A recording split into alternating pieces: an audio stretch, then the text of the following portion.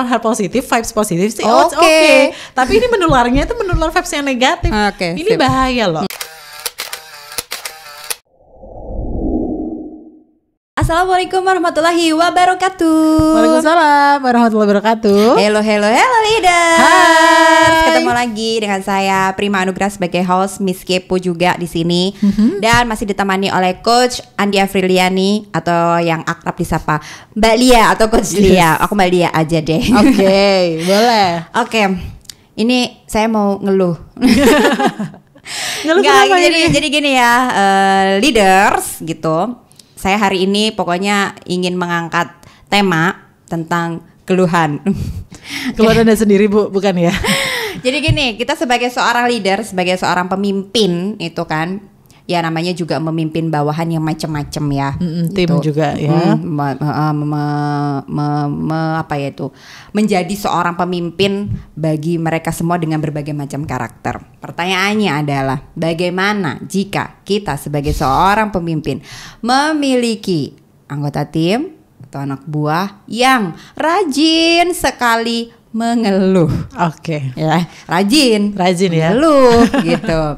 Nah, sebagai seorang leader kita sendiri aja gimana ya gitu. Tapi kan pasti mungkin dari pengalamannya Mbak Lia atau mungkin dari pengalaman teman yang mungkin kita bisa ambil sisi positifnya, mungkin bisa di-share di sini gitu.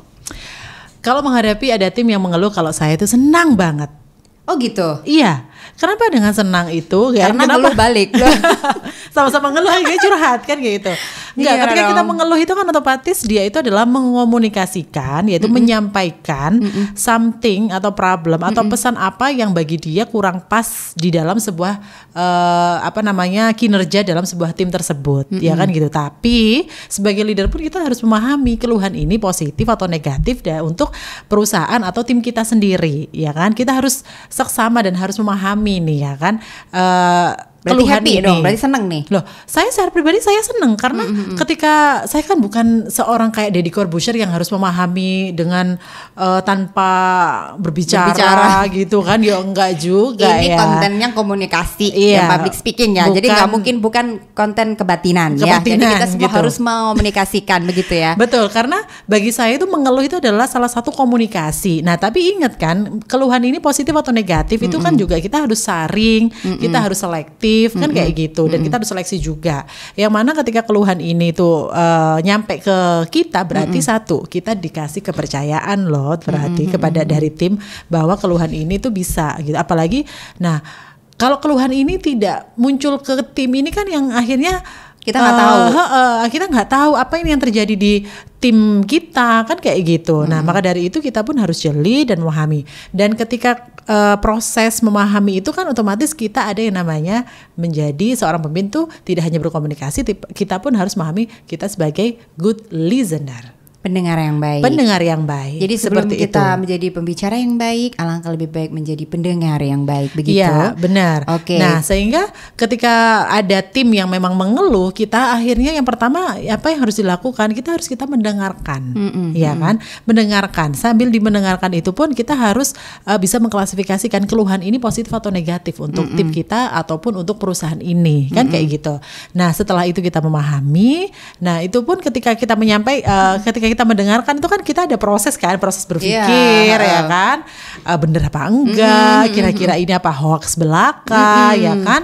Nah, dari situ Atau malah suka ngadu gitu. atau malah menjelekkan orang lain. Akhirnya itu pun menjadikan kita sebagai pimpinan itu memahami orang ini tuh karakternya seperti apa sih, kan kayak gitu.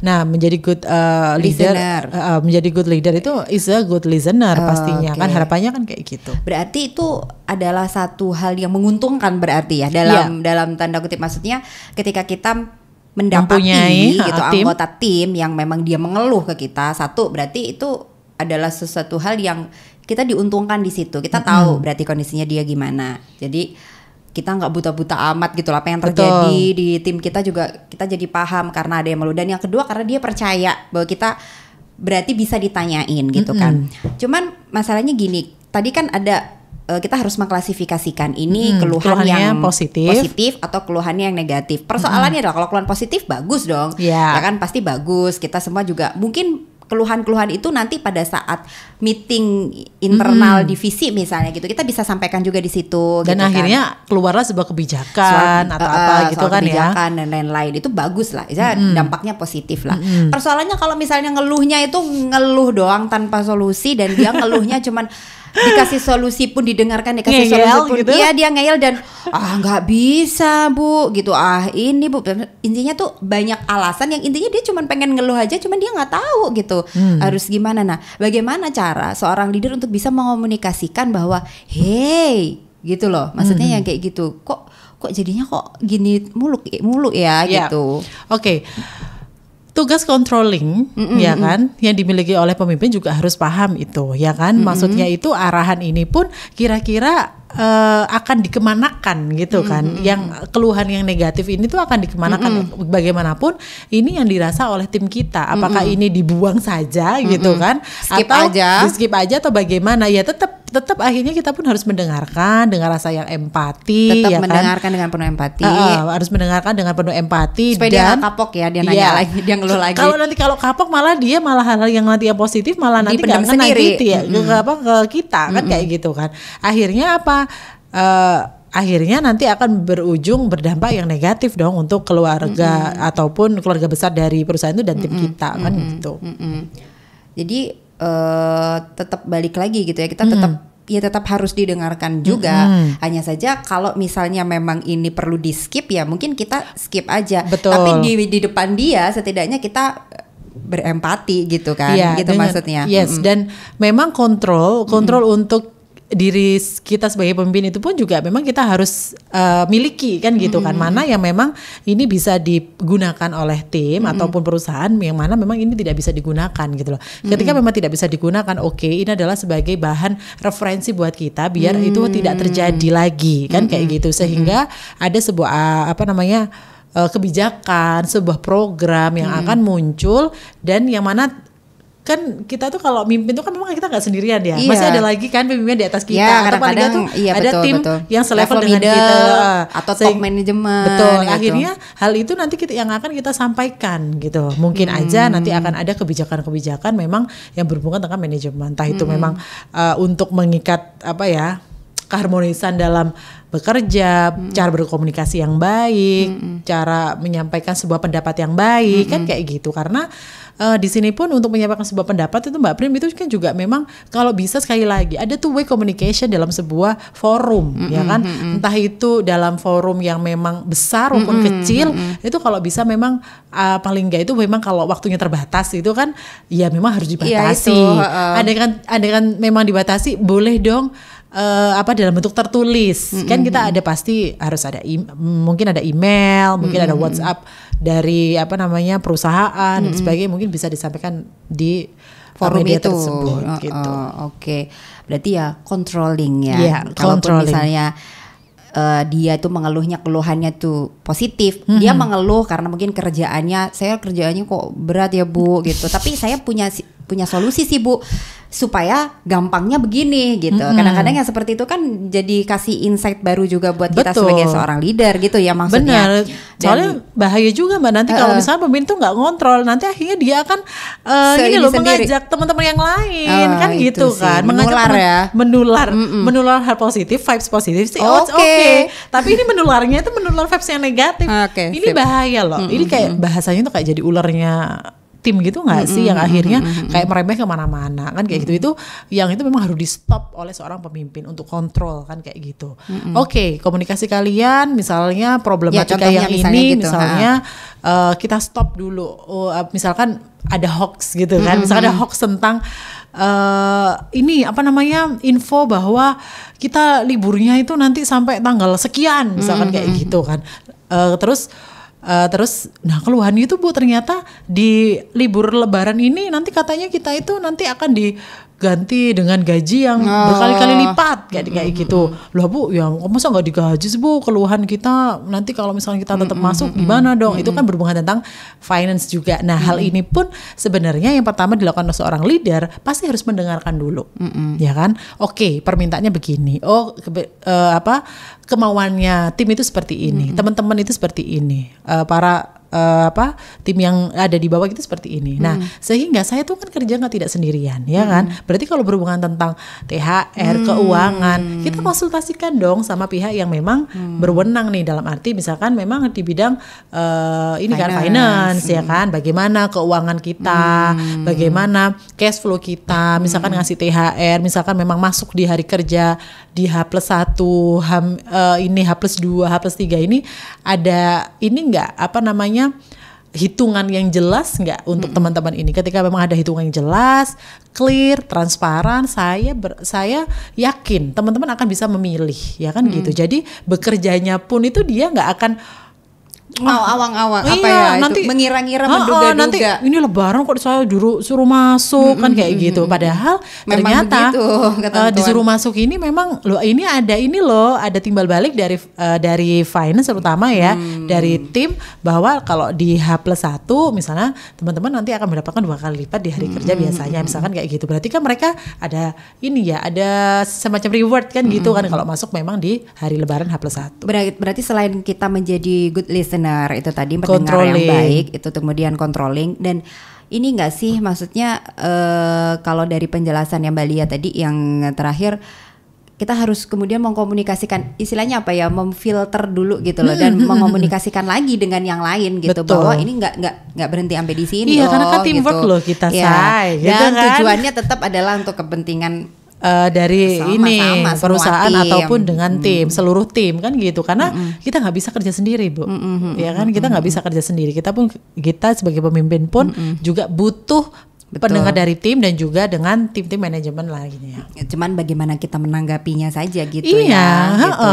Bagaimanapun kita menanggapi sebuah keluhan itu pun akan berdampak loh terhadap trust dari yang ngeluh ini, anggota tim ini. Betul. Gitu. Kalau misalnya sekali ngeluh kita tanggapannya, aduh apa sih ngeluhin gitu doang, kan ada yang gitu ya, gitu aja lo ya kok dikeluhkan gitu kan, misalnya kayak gitu, itu akan membuat anggota tim juga kayak nggak jadi deh gitu. Jadi kalau bahasa Surabaya cegah gitu nggak sih? Kayak udah mau maju mundur lagi, mau maju mundur lagi. Nah, padahal kadang-kadang mungkin yang mau maju ini juga sebenarnya bawa sesuatu yang positif, takutnya begitu, menyampaikan hal positif yang memang untuk baik untuk tapi organisasi. Kita tolak sebagai seorang leader. Sudah defense di awal. Karena kita jenuh, ngeluh aja semua gitu loh. Kayak digeneralisasikan semuanya, pokoknya keluhan itu buruk gitu. So bagi teman-teman leaders yang dimanapun kalian berada, tidak perlu terlalu takut kalau misalnya, atau tidak perlu terlalu khawatir kalau misalnya kita mendapati anggota tim yang memang banyak ngeluh, karena itu juga bisa menjadi satu keuntungan gitu buat seorang leader, supaya kita bisa melihat dan paham apa sih yang terjadi gitu. Meskipun itu keluhannya kadang-kadang receh ya. Betul. Gitu. Jadi keluhan apapun sudah alangkah lebih baiknya loh, receh-recehan itu kadang bikin duri-duri gitu loh, kan juga, gitu. Kalau dilakukan berkali-kali akan menjadi sebuah habit yang itu akan mempengaruhi kinerja di suatu perusahaan loh, Kak. Kadang-kadang hal-hal yang sepele itu malah justru membuat kita yang awalnya kan sebagai seorang leader kan yang dipikirkan banyak ya gitu. Kemudian ada anggota tim nih salah satu gitu. Ya sebenarnya sih mungkin kalau dia sampaikan di forum diketawain mungkin kayak banyak orang, tapi bagi kita tunggu tapi mungkin ada benernya juga gitu. Betul. Jadi controlling juga sih sebetulnya. Salah satu contoh misalnya ketika memang kita berusaha di dunia ini service jasa misalkan gitu ya kan. Misalkan memang teman-teman ada experience tentang yang berhubungan dengan jasa nih bahasanya. Itu kan salah satunya fast response. Iya, ya kan? betul. Fast response itu adalah menjadi sebuah hal yang diutamakan, ya kan? Nah, kadang kan orang kan gini, nanti aja, slow respon aja loh. Jangan salah, dia akan berpindah ke lain hati bahasanya ketika kita akan slow respon. Ayo logikanya deh Mbak, coba saya secara pribadi ya, pengalaman pribadi ya, ketika memang kita akan membeli di sebuah kayak online gitu kan. Kalau di online kayak gitu kan kita akan tahu bahwa kita akan memilih yang A, B atau C kan gitu. Mana yang respon cepat, kita itu malah akan yang menggait duluan kan, kadang kayak gitu. Jadi salah satu contohnya itu adalah ketika ketika slow respon atau fast respon itu ketika di sebuah jasa kan kayak gitu. Berarti ketika seorang leader menjadi seorang pendengar yang baik dan merespon apapun yang menjadi keluhan, itu juga merupakan salah satu bentuk pelayanan dari seorang leader ke anggota timnya. Service gitu. excellent dong. Service excellent. Jadi gitu leaders, kita nggak perlu khawatir, kita tidak perlu menjadikan keluhan itu sebagai sebuah beban. Kita dengarkan saja dulu gitu ya, kita dengarkan dan supaya nikmatin. Karena memang itu akan selalu ada gitu Pastilah, kan. pasti ada. Oke, terima kasih. Saya berharap semua leaders dimanapun kalian berada mendapatkan poin pentingnya gitu ya dari perbincangan dan percakapan kami pada hari ini gitu. Dan jangan sampai mengeluh dari keluhan tim gitu. Iya.